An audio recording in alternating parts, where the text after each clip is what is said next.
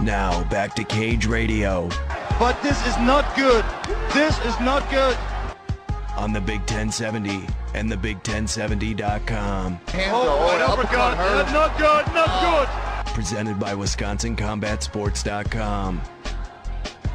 This is Cage Radio on the Big 1070 and the Big1070.com, all presented by WisconsinCombatSports.com.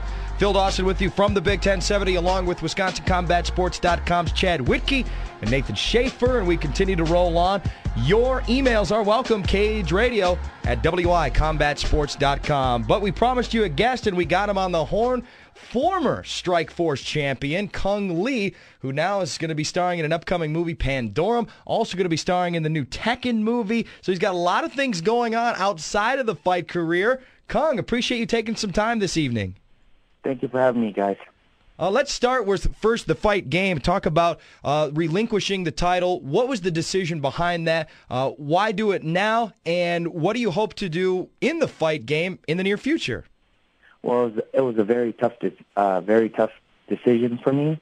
But I sat down with Scott Coker, and I told him that I've been very busy with the movies, and I just feel like I could not defend my title this year. And I think out of respect for the other middleweight contenders in the Strike Force division, I should vacate the title so they should be able to fight for the real middleweight title belt, because I've been off doing movies and I haven't defended my belt for, over a year and a half now. So I just felt like that was the most honorable thing to do.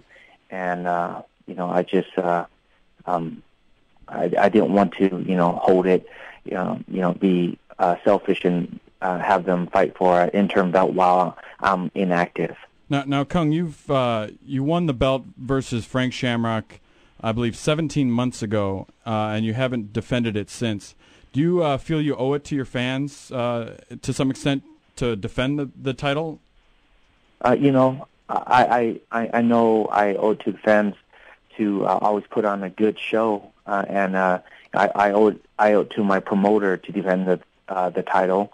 And right now I am not able to, so that's why I took a step back and I vacated the belt.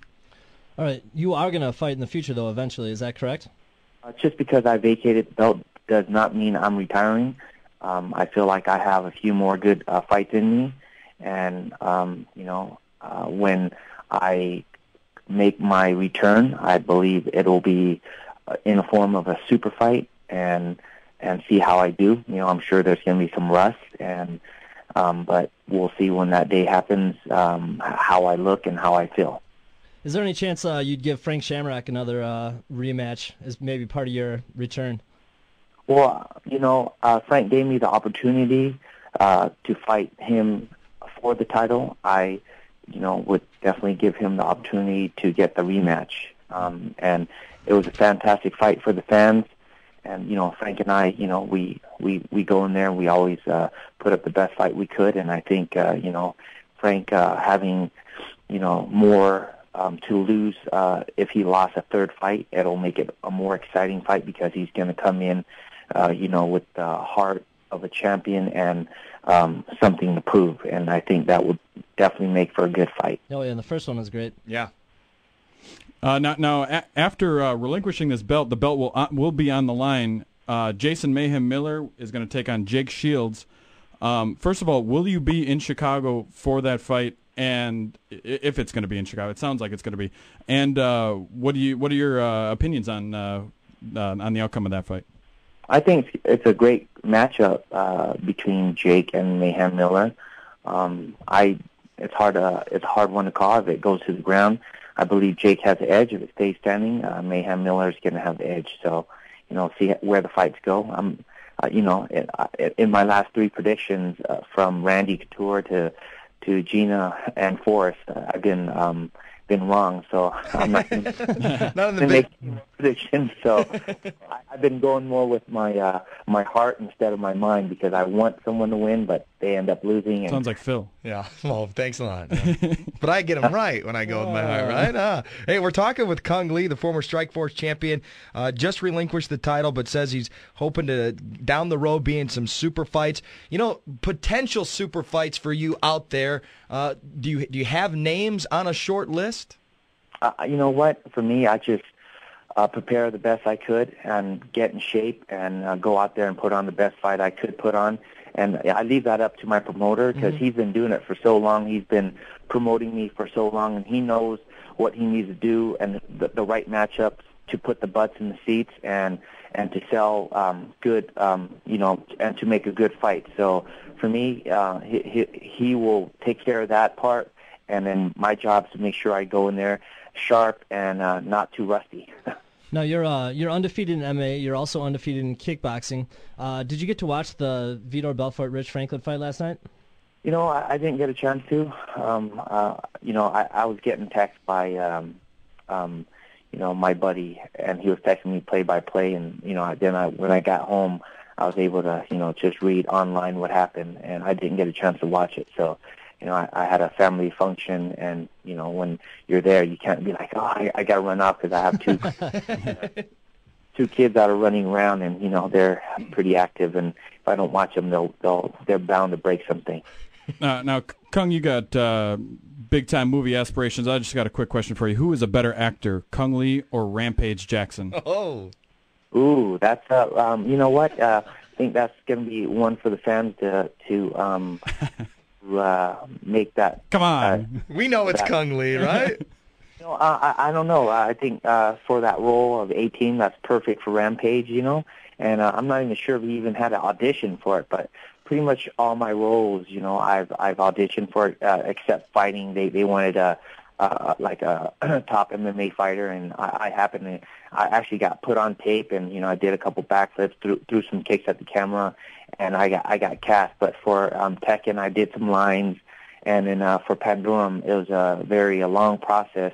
You know, I met with the producer, Jeremy Bolt, and then a few months later, I got an audition with a producer, because the director and Jeremy Bolt was already in Berlin prepping and already started, you know, getting ready to shoot Pandorum. They didn't, you know, find the right Asian. The role was written for a Japanese character, and they didn't find the right one, so they opened it up to all Asian, and they cast. They try to audition everyone from Robin Chu, who was the lead in Mortal Kombat, to Colin.